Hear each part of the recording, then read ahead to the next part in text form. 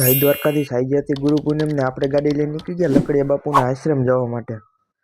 ગારો એટલો હતો કે આમાં પડ્યા હોય તો ટાંટીઓ ભાંગી જાય ભાઈ આપણો, આમાં કાંઈ નક્કી ન કહેવાય।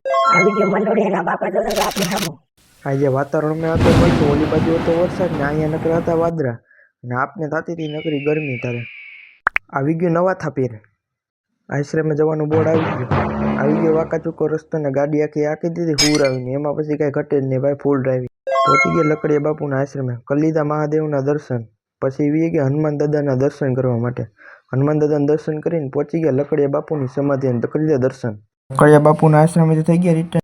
આવી ગયું પંચકેસરી ને અહીંથી દેખાતો ડેમનો 1 નંબર વ્યૂ। પહોંચી ગયા સતત અહીંયા તો વરસાદ। પહોંચી ગયા ભૂત બાપા, પછી ભૂત બાપાને ચડાવી દીધી સિગરેટ ચડાવીને નિરાતે કરી લીધા ભૂત બાપાના દર્શન। આજે હોય ગુરુવારે તો પબ્લિક હોય જો। હતધારથી નીકળી ગયા આપણે, બસવાળો ઉડાતો હતો નકરી ડમરી, એને સાઈડ કાપીને વી ગયા આગળ અને વટી ગયા હતધારનો ગેટ। આવી ગયો કરજણ કોલ ને વિયો ગયો બાકાજી કરતો છૂટે 80 ઘરે। હું કામનું ભાઈ 80 આઈકીને આગળ ગયો, જોઈ તો ફાટક જ બંધ હતી। ટ્રેન આવી ગઈ ને છૂટે વગી ગીરમાં, પછી ફાટક ખુલી ગઈ, પછી ધીમી બાકાજી કરતા વી ગયા ઘરે।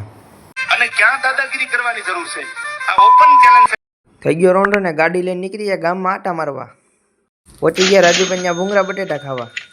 આવી ગયા મિલન રેસ્ટોરન્ટમાં પાર્સલ લેવા માટે। આજનો થઈ ગયો મિની બ્લોગ પૂરો। આપણા વિડીયો જોવા ગમતો હોય તો આપણે ઇન્સ્ટાગ્રામ પેજને કરી લો ફોલો। જય દ્વારકાધીશ।